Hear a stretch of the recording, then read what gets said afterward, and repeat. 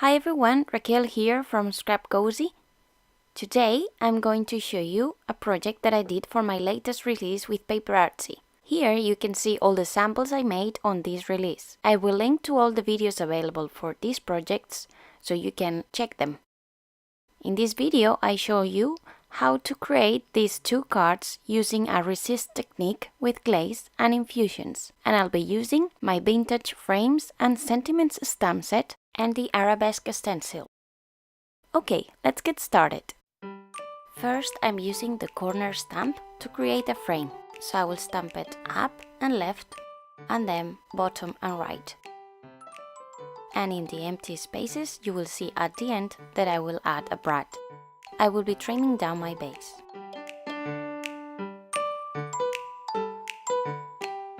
Now I'm going to stamp the frame in the center. And there I will stamp a Merry Christmas. I'm using VersaFine ink Vintage Photo. I'm using this ink because it's waterproof, it's oil-based.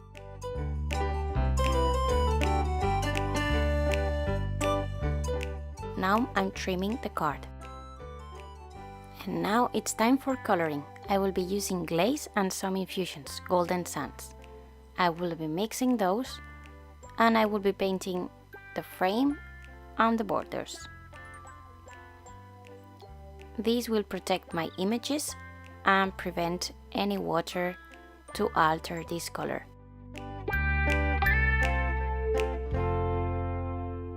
It's better to mix less amount of infusions with glaze, and then if you prefer a more intense color, then add a little bit more infusions or just paint twice your surface. If you put too much infusions, then you will get a too intense color perhaps. So it's better to be a bit stingy with infusions this time.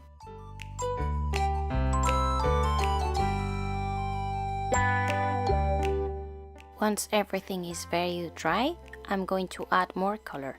So I'm applying some infusions, golden sands again, with some water, lots of water, and I'm making it move. And I will be heat setting that. This will be my very first layer, which is going to be very soft. And on top of this, I'm going to apply some resist with glaze using my stencil. So I'm using that arabesque stencil, some sponge dauber and some glaze, which I'm putting through the sponge, and I'm applying that into my surface. This will make sure that that yellow, light yellow, stays there.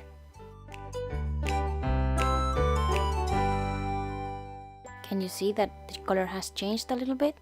Now I'm going to heat set that. Make sure that it's completely dry.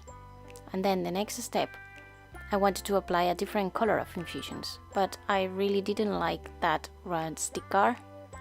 It was too orangey, so I added more and more water to try to get rid of it.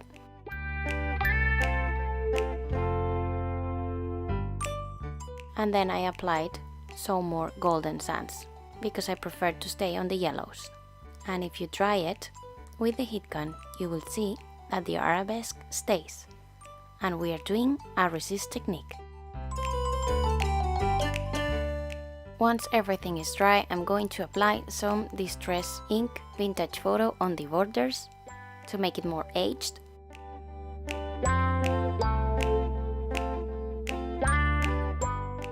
And then I will apply those brads on the two corners. I'm poking a hole through on the two corners and I'll pass them through. I will cut the excess with some scissors, but not any scissors. I'm going to use the Tim Holtz ones, which I'm sure that they cut metal and they don't get broken. So be very careful with what you do. You can either cut them or fold them back into the card. But since these scissors work perfectly, I prefer to cut them.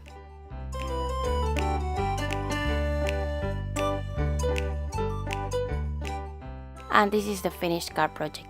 Can you see the resist technique? And I also applied some brown cardstock on the back to use it as a base. Now we are going to do the second card. For this one, I wanted to do like a pattern paper and I wanted to use all my vintage frames. So I'm putting the one in the center, the one that I want to use, and then the three others surrounding. I will stamp that first. Again, I'm using VersaFine ink, which is oil-based. I'm stamping in the middle. And I press everywhere to make sure that my images are very clear. Now I'm going to reposition all the frames except for the one in the middle, which will stay for a while. You can put the frames also upside down if you want to change them a little bit more. And once I have the 3 put there, I remove the middle one. Ink them up and stamp again. Press down very hard. And then my next step was to stamp a Merry Christmas. The initial idea was to just stamp in the one in the middle, but I decided that I would stamp everywhere. And another idea is to actually afterwards just color the frame that it's in the middle. But for this case, I actually colored everything. And I used the same technique that I used in the previous card, mixing golden sands with some glaze, and then apply it on top of my frames to protect them and make them waterproof. I was thinking that I could actually change the color of the different frames, and that would give me a very nice look as well. Instead of a Merry Christmas one, maybe for a Happy Birthday, it would be nice if all of them were in different colors. And all the sentiments from this stamp set coordinate with all the frames, so you can stamp them and mix them, and all of them will fit. So you can use these on many occasions. If you think that the paint, as I was saying before, is a bit too light, you can actually paint again on top, so then you build up layer, or you add some more infusions to the mix and you make it more intense. As I said before, it's better to add less infusions than too much, okay? And once everything is painted, I'll make sure that it's completely dry, because I'm going to color also the gaps between the frames. You could actually finish it here, it would look very nice as well, but I wanted it to have a more vintage look. Here I'm mixing some golden sands with some olive tree, and I'm getting like a very yellowish green, which I like very much. And this is cut there, but you could actually make a bigger background, because you can repeat and repeat all your frame over and over again to make, well, a bigger background. Here I'm just heat setting all that, and once it's dry, I'm going to add a little bit more of yellow. And you will see that I achieve kind of like a golden color. It's just I wanted a bit more warm there, and I wanted it more intense.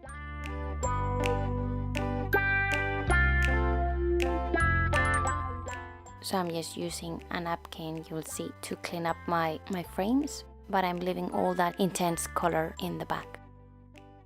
So I'm just heat setting it. And that will be my front done.